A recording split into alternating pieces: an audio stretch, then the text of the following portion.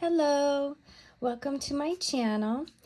So for today's video, I wanted to get started on a small page in my new Tales from the Witches Cottage by Hanna Karlzon. And I thought it would be nice to start with the very first little small illustration here. It's going to be kind of a quick, short video, and let's go ahead and get started. Okay, so here you see me using just a regular pencil. I'm drawing in the cork there, like you can see it through the glass. I'm going to make this glass just a clear glass, so it's going to be transparent. So after I sketched it with the pencil, I took my Micron Fineliner in the 05 size and just went ahead and drew over my pencil sketches there to make it more permanent, so that when I color over it, the line stays rather than smearing like the pencil would alone. After the fineliner has dried, then I will take my eraser and erase any pencil marks that are left.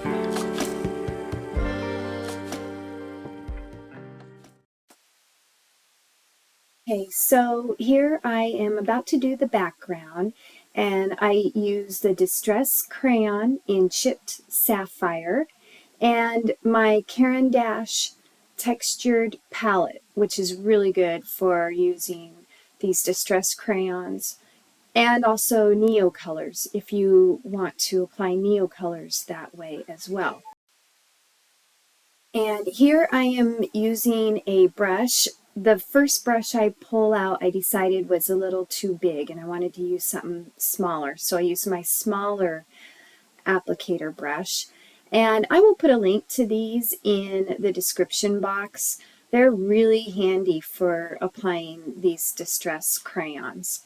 So one thing that I wanted to point out was, I don't know if you noticed in the thumbnail picture for this video, but what I hadn't noticed until I started applying these distress crayons was that there's a line in the page, like the page is damaged or there's an indentation in the page right through the cork, and it goes on either side of the cork. You will see in a moment once I go over it with the distress crayons. I was really kind of bummed actually, because I was like, I didn't even see it there. And I felt like it kind of ruined the page, but you can see when I go over with the distress crayons, it really shows up. But I went ahead and posted this video anyway, because I thought, if nothing else, it's a good technique video for using these distress crayons for the how I did the stars using a kind of what would you call it, resist method, because they don't cover the pencils quite as well as they do regular paper.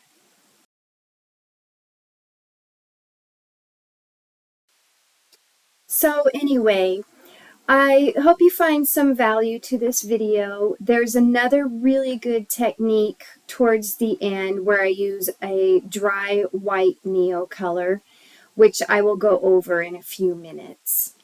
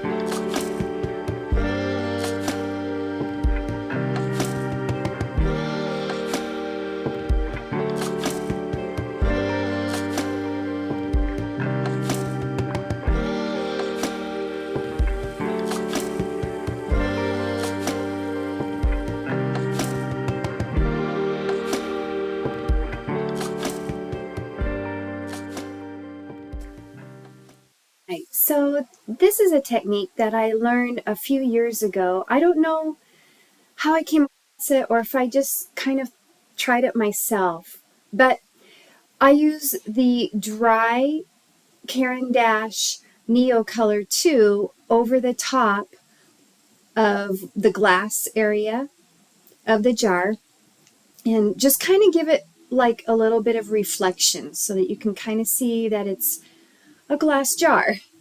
And I don't wet it or anything, just apply it dry. I think it works really well for this type of effect. I have used it on a couple of my pages where there are glass jars.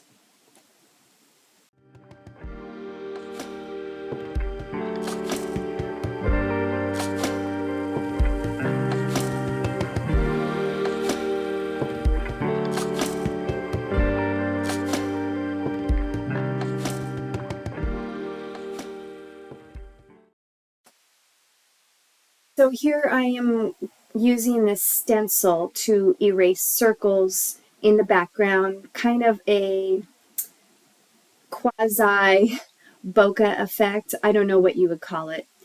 But anyway, just to kind of break up the background, give it a little bit more interest. Now, you could certainly just use an eraser and not the stencil. You don't have to use a stencil and just do it freehand erasing circles. But my OCD kicks in a little bit and I like to have nice uniform circles. And since I had the stencil right there, I thought, why not use it?